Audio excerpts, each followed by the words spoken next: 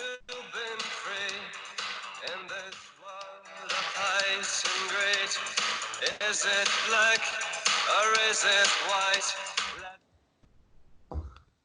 You are the luckiest people on the internet. Do you want to know why? Because you've got me, Michael Loftus, and who are you? Judd Dunning. And we're doing another episode of Bullet Points. Holy crap. Judd, are you ready for this? Michael, I've never been more ready. All right. What are we looking at today? What's bullet point number one? All right. Bullet point number one is hold the lime. It's coronavirus time. All right. Bullet point number two. Woo! It's CPAC, Jack, and flag hugging Trump is back. You're on a roll. Bullet point number three. The U.S. stock market plunges as Democrats are lunging. Oh my. No, you're making sense. That's great. Bullet point number four. Bernie, Biden, Bloomberg, who? Biden nails the South Carolina primary as desperate, disorganized Dems dangle toward disaster.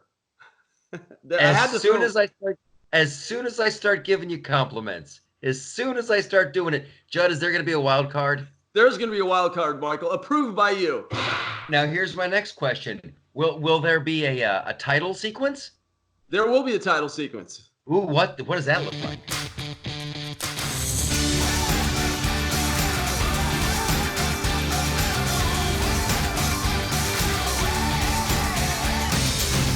All right, fantastic. I feel like this might be our best episode ever. I don't want to jinx it. Let's jump in. We've only got a couple of short minutes for 4 topics and a wild card. Holy crap, I see a picture of a person on a stretcher. That means it's bullet point number one. Coronavirus time it is, Michael. Listen, you just opened up, and I want to say I just went to the Loftus party. I saw your new one, and I saw the 5 things that are scarier than the coronavirus. So why don't you lay them down for us, and then we'll jump into the facts. Okay, so I was going to make a silly little video. I did make a silly video about the 5 things that scare me more than the coronavirus. Drunk Nancy Pelosi is on there. Drunk, naked Nancy Pelosi talking about the Constitution. It's brilliant. Yeah, okay. But I did have a couple of facts in there. And one is like the regular flu. The regular flu kills about 300,000 people a year. So I'm now terrified of that, and coronavirus takes a back seat. And then women, when they're told to calm down. And President Bernie Sanders instituting socialism in the United States of America. I thought it was great. Those are terrifying. Those are terrifying notions. Listen, I think they're doing everything they can. Of course, they're looking for but how many years has the flu been around and they haven't cured that? Yeah, I mean, I think it went by myriads of different names. I mean, the stats are pretty intense. I mean, it's the beginning of a possibility. There's 8 Coca-Cola for our new. Great. Send the checks, please. I'll send my address after. But the coronavirus has 88,000 people that are affected, 2,993 that have died. Only 160 of those deaths are outside of China. And you nailed it. You nailed it. And this hoax that's been going with the liberal media about saying it's a hoax. He actually said the way they're treating it is a hoax, and here's the rational plan. That was the big distortion. The real deal is you have a 1 out of 1,000 chance of dying of the flu every time you get the flu. That's not great odds, actually. And it's at 23 out of 1,000 for the coronavirus. So that's why people are saying the most important thing is to wash your hands repeatedly, because it's coughing, sneezing, and surfaces. But we're blowing it out of proportion because, people want to blame Trump. Yeah. They do. So wash your hands, America, and sneeze and cough into your arm like the shadow. What's bullet point number 2? Well, wait. I think they were a little premature on ending this moment. I just want to say, they're trying to blame it on Trump. I figure it's like hooking onto TDS. That's probably it. Like the coronavirus hooks onto TDS when that's probably causing it. Who knows, right? But there's a lot of different things that are going on with it. I think Trump's handling it rationally. I think he's doing a great job. It's just we're looking for another Russia hoax. We're looking for another Mueller probe. We're looking for another electoral college challenge. And it's pretty despicable because we're talking about this disease. But isn't it interesting how the media this time has grabbed this virus and made it a major event in the election cycle. Well, they're trying, and it's going to fade super fast. But like to your analogy, it's like a snowball going downhill, and the more it goes, the faster it goes. So it was like Russia collusion, impeachment, Russia, coronavirus. It's like it's just going to keep going faster and faster because nothing's going to stick. There's definitely some Mexican children in cages that have the coronavirus. I mean, we're going to start seeing hybrid theories. No, I mean, it's a serious matter. But moving on to bullet point number 2. Important fact, America, stay calm.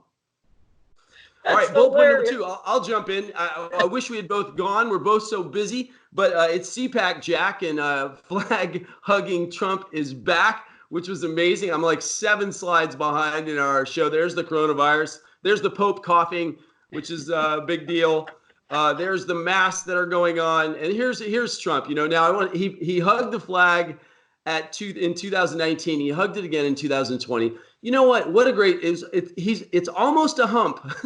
He really loves America. I mean, that's such a different era. But CPAC was fantastic. I mean, he came out. My favorite quote from CPAC, Michael, was, "Under my administration, the great betrayal is over, and the U.S. is no longer for sale." And there was one other thing he said. He said, "They want to take away your money, take away your choice, take away your speech, take away your guns, take away your religion, take away your history, take away your future, and take away ultimately your freedom." I mean, that was the tone of CPAC so far. I mean, it was just a great showing. And here's the other thing. It's not hyperbole. It used to be like Republicans would say this stuff and you're like, hey, slow down, guy. They're really not. And now they really are. It's like, yup, we're looking for socialism. Yup, we want to take your guns. Yup, we want open borders. That's crazy. My favorite moment, of course, me, the comedian, was when Trump was impersonating Mike Bloomberg and he started like crouching down behind. Yeah. He's like, get me out of here. He got a standing ovation for that, which was hilarious. And he also went after Romney in principle. He called him like, what do you loser Romney. I mean, the guy, you can see, listen, I understand why some liberals or even conservatives have an issue with freelance Trump, but at least it's such a different era. He's not masking. He's not covering behind speech writers. Yeah. I mean, he's saying what he feels. That's right, and it's funny. And like, are we going to be? I don't know if we're going to be talking about Bloomberg later. I'll save it. I'll save it for another segment. Yeah. But Trump at CPAC. I've been to CPAC before. I know the room he's talking. They need a bigger room. When Trump comes back next year, because he will, they're going to need They're going to need Madison Square Garden. You know, I just say I love the flag. I loved how he heralded Space Force. I loved how he said that he had to get the bad people out and drain the swamp. And I loved how he talked about protecting guns. And we'll get to Bloomberg because that guy, I mean, he is so disconnected with his security guards and his high walls. That guy wants our guns. It's wonderful. It's wonderful. It's wonderful. What's bullet point number 3? Bullet point number 3, Michael, as I scroll, there was Candace Owens who was there, Trump again. Here we are. The stock market in America, I don't know if you noticed, had a little blip in it. The U.S. stock markets had a plunge. Now, I'm in the financial sectors. I just want to say when I saw America, the beautiful thing about America is we bet on ourselves right until we can't. I've been wanting a correction. I'm in the markets. This was a correction's a great thing. I mean, look, the stock market is like sex, man. You've got to remember when to pull out. And you can't blame Trump for riding the gains. This was a market. It is. It was you're a good Catholic. You're thinking about this. So it fell 1,031 points. It's the third deepest fall over 7 days, and it's rallied back. Of course, people are trying to point once again to Trump, but Kudlow said it best. He said people are panicking about the coronavirus. They're seeing, China is a major market force. But if people sell now, they're gonna lose because we are still riding up the supply side work by Trump, and he's done a fantastic job. We have been in an insanely long bull market. It's going well. Well. So I think you need a little correction like this. People take on profits, what have you. Here's what scares me. there's some antibiotics that are only made in China. So that terrifies me. So Yeah. if there's stuff, if part of the stock market crumble is like, oh my gosh, there's goods that we can only get from China, I'd rather shine a light on that now. Because, like, listen, China's not our best friend. We trade some stuff with them, but they want communism, and they want communism for the globe. So if there's stuff we can only get from China, maybe this will be a little incentive to open up those factories back here in the U.S. of A. Yeah. Apparently, your ibuprofen is at risk as well. Do you know that 90% of our ibuprofen comes? So don't work out too hard, Michael, because, Oh, I won't. Trust me, you I'm can doing okay. I think I'll be good, okay. good old fashioned American aspirin or Vicodin or oxycodone if you live in, you're from Ohio, so you know. But I will say, I think that Donald Trump Jr. nailed it. He said, "What's going? 50% of America are praying for economic collapse because they want to actually allocate it to the president right now." Hannity said the same thing. I mean, we're continuing. It's interesting how we're actually wishing for the worst at this point. I mean, I've that's never what's seen going on. I've never seen anything like it. The gloves are off, the masks are off. Now we know what's what. Bullet point number 4. Has this show even started? I feel like we got to get an hour show, Michael. We got We're to get getting an hour show because we I'm will. far too verbose for this format. Verbose means talks a lot. It's true. All right, number 4, Bernie Biden Bloomberg. Who? This is what's going on. We all know what's happening right now. I want to just put a shout out to you on Fox and Friends for pointing out the lying dog-faced pony soldier quote on Fox and Friends. That's hilarious. It's true, and it was it was so funny at CPAC because Trump's like he's going to be if he wins he's going to be legislating from a senior housing. It's very funny, but a lot of changes just since we started working on the show tonight. Pete Buttigieg dropped out. We had Biden win South Carolina. Bernie is trending in the front. After you. The story that I like, yeah, bye-bye Mayor Pete. He lasted a lot longer than I really thought he was going to do. The one I want to point out is the utter and total failure of Mike Bloomberg. It is the perfect encapsulation of two different political philosophies. Donald Trump, when he ran for president, I think spent $90 million of his own money, 90 Right. million bucks. He became the president because he worked harder. Mike Bloomberg, the Democrat, has spent $500 million and he's going to utterly fail. Right. That's the difference. When you've got a winning strategy and you work hard, you win. And when you're a Democrat, you can throw all the money at the problem that you want, and you're still going to lose. Trump may Trump may be an elite, but you know what? He definitely he doesn't talk about letting 90-year-old people with prostate cancer die. He definitely doesn't talk openly about targeting minorities for gun checks. It may exist in the actual structural elements of crime in a certain area, but Bloomberg's unapologetic. I have a real issue listening to the independents who don't like Trump's personality, but they like his policies. Considering Bloomberg, this guy is so disconnected. But let me tell you, here's the big thing that we have to look at. Here's where we're actually really heading for a good win. They've done the polls, and Biden is leading Trump in all of the main swing states that could win the election. But Yeah. but the Democrats are all pulling for Bernie. He's significantly ahead of Biden. And even Trump at CPAC said, he goes, oh, Joe's no socialist. He's a moderate. We all know that. He just can't remember what he's talking about. He's going to end up in a senior housing, right? So, but they're setting themselves up to fail. The more that they push for Bernie, he actually statistically doesn't have the win over the swing states. And what's coming up in 48 hours, Super Tuesday, and I think Biden's going to bring it in. And if Biden brings it in, it's going to be a good day. And I am 10 slides behind. There's the stock market. Amazing, amazing. The coronavirus. Here we are looking at the polls. It's interesting. Sanders is considerably ahead of Biden, who Biden could actually win is the point. I want to see. I want to see the numbers. I want to see how many Democrats participate in Super Tuesday this year as opposed to 2016, as opposed to 2008. Because the numbers coming out of Iowa, they weren't breaking any records. Yeah. For as much as they hate Trump. Right. I think it's a lot of people. Yeah. I think it's 2016 all over again. Oh, I hate him. I'd never vote for that guy. Trump. And Warren is like the new Ross Perot. She's not going to yield. She said she's going to stay there and whittle away, which would be interesting because she can affect the demographic. Being, I see a Warren. What do you think? A Biden Warren ticket? A Biden Absolutely. Buttigieg ticket? Yeah, possibly. Creepy Uncle Joe. He can smell her hair all day in the White House. This is not passing the sniff test. That's for sure. All We should right, so promote here some we stuff. are. Bullet point number 4 is done, and we are moving into promo time. Promo time. Yeah, thank you very much. Michael Loftus, it's been great to see you all over the air, by the way. Now, I have to actually go. I saw you roast recently. And just, first of all, I'm sure a lot of your fans are really happy to see you rising in the Fox Nation, technically, and the other shows. So tell us about what's been going on.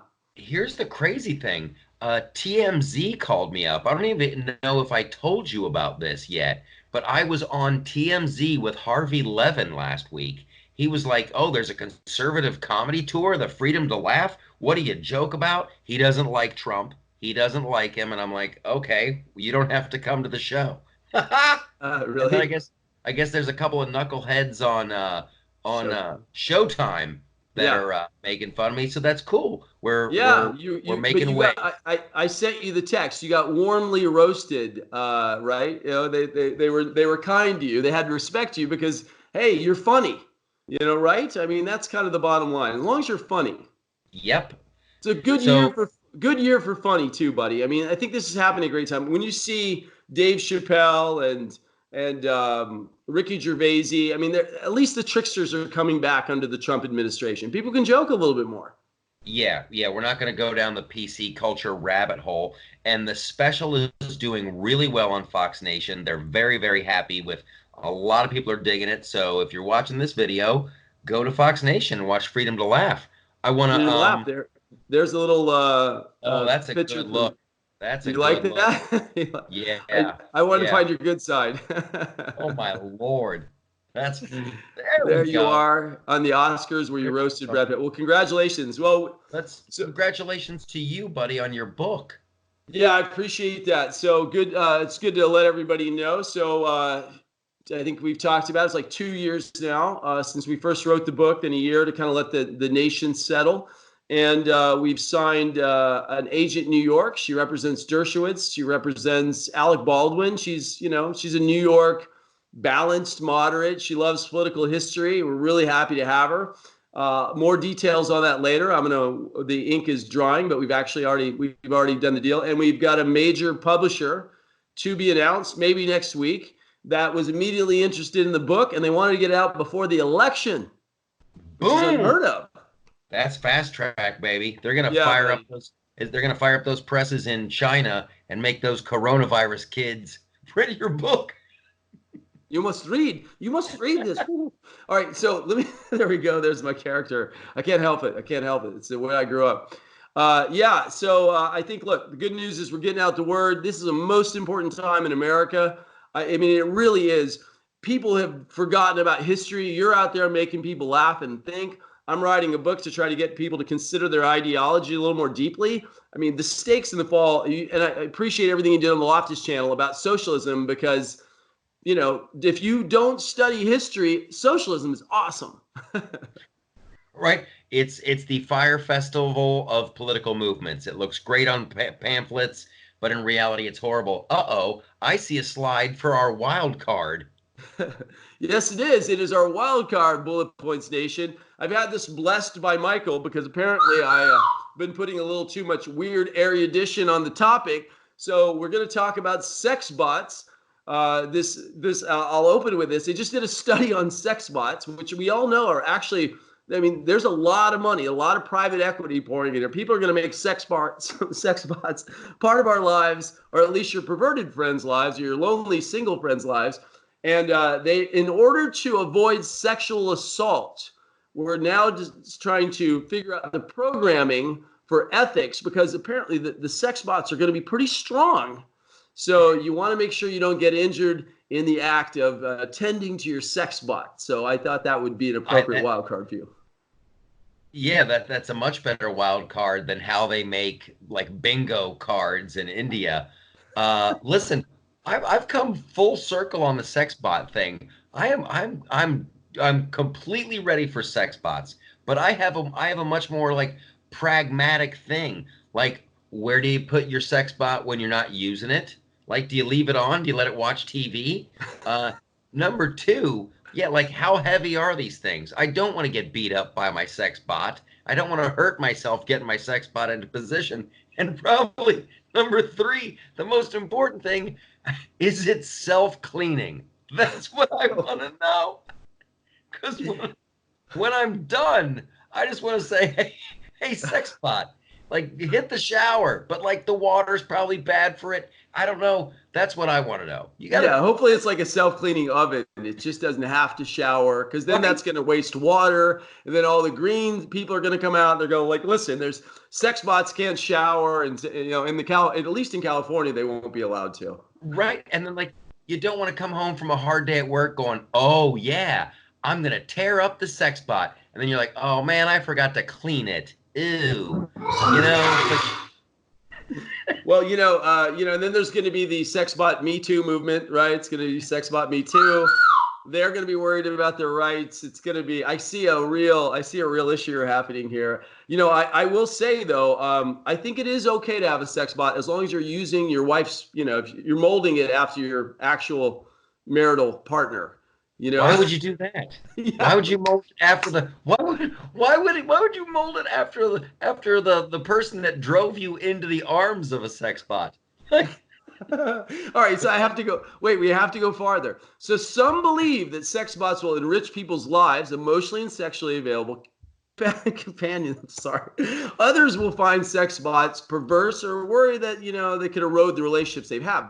Thus, a new company by the name of Harmony has created a new sex bot. It's coming out soon. It can turn its neck and mimic various human expressions, and you can connect it to your mobile app. So before you have your session with your sex bot, you can actually choose a personality, and then you can add 18 different traits such as kind, intellectual, shy, jealous, or adventurous. Oh, yeah. See, I wouldn't even play around with jealous. You don't want a jealous Terminator running around your house. That'd be terrifying. And we're talking about this. It's time for me to have my pleasure. Where were you? You said you would be home at 11. I'm the sex bot. I crossed you. Yeah, and we're talking about this red blue bullet points nation because this relates to personal freedom, right? Does it really? Sure it does. Okay. I can't find the constitutional principle. I guess it's freedom of religion. I don't know. All right, so hey, Michael, we kept it relatively on course here. Ladies and gentlemen, you're going to see Michael. Keep seeing Michael on Fox Nation, on Fox and Friends. You've got his tour. He's making a new TV show you're going to hear about soon. Our book's coming out. We're going to be here every Wednesday and Saturday, bullet points, as well as single shot. And take us home, Michael Loftus. We're having too much fun. Everybody go to theloftusparty.com for info on the tour. And Judd, where can they get updates about the book? Conservativelyunplugged.com, which is our show CU Media portal. Or you can get there by 13 Reasons Why Not to Be a Liberal, which is pretty long to type. So Conservative Unplugged is the easiest way to get there. I love it. You guys turn on those notification bells so you know when we put out a new video. We're going to have a single shot coming up very soon.